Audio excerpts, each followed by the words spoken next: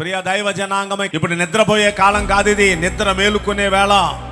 అంటే నిద్రపోవటం అంటే దాని అర్థం శారీరకమైన నిద్ర కాదండి. క్రైస్తవుడు ఆధ్యాత్మికంగా నిద్రావస్థలో ఉన్నాడు. అలాంటి నిద్రావస్థలో మనం ఉండకూడదు. నిద్ర నుండి తిరిగి లెగుద్దాం. మన ప్రభు వెలుగు మన మీద ప్రకాశింపనిద్దాం. హల్లెలూయా. కాలము నెరిగి నిద్ర మేలుకొని వేళైనదని తెలుసుకొని అలా చేయండి. మనం విశ్వాసులమైనప్పటికంటే ఇప్పుడు రక్షణ మరీ సమీపంగా ఉంది. మనం భక్తిలోకి వచ్చినప్పుడు రక్షణ ఎంత సమీపంగా ఉందో ఇప్పుడు ఇంకా సమీపంగా ఉంది. రక్షణ పొందే దినం. పగటి వేళ నడుచుకున్నట్లుగా మర్యాదగా మనం నడుచుకుందాం.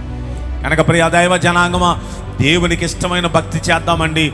మనం విశ్వాసులమైనప్పటికంటే ఇప్పుడు రక్షణ ఇంకా సమీపంగా ఉంది కాబట్టి మనం రక్షించబడే దినం, ప్రభు వచ్చే దినం దగ్గరకు వచ్చింది. మనం పరలోకానికి వెళ్ళే ఆ దినం దగ్గరకు వచ్చింది కాబట్టి ఇంకా జాగ్రత్తగా మన భక్తిని మనం కాపాడుకుందాం. ఆమేన్ చెప్పండి.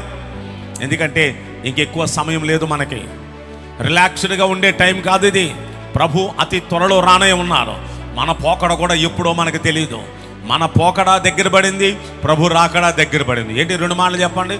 మన పోకడ దగ్గర పడింది, ప్రభు రాకడా దగ్గర పడింది. ఈ రెండిటిలో ఏది జరిగినా మనం నిద్రావస్థలో ఉంటే నరకానికి వెళ్ళిపోతాం. నిద్రావస్థలో కాకుండా మెలకువ కలిగి ఎలర్ట్గా ఉండి మనం ఆయన రాకడ కొరకు మనం సిద్ధపడుతూ మనతో ఉన్న అనేకులను మనం సిద్ధపరుద్దామండి. ఆమేన్ చెప్పండి. ఆమేన్ చెప్పండి. మన ప్రభులు వారు వచ్చేస్తున్నారండి. అతి త్వరలో వచ్చేస్తున్నారు. కనుక మనం సిద్ధపడదామండి. మన తర్వాత తరాలు మనం సిద్ధపరుద్దాం.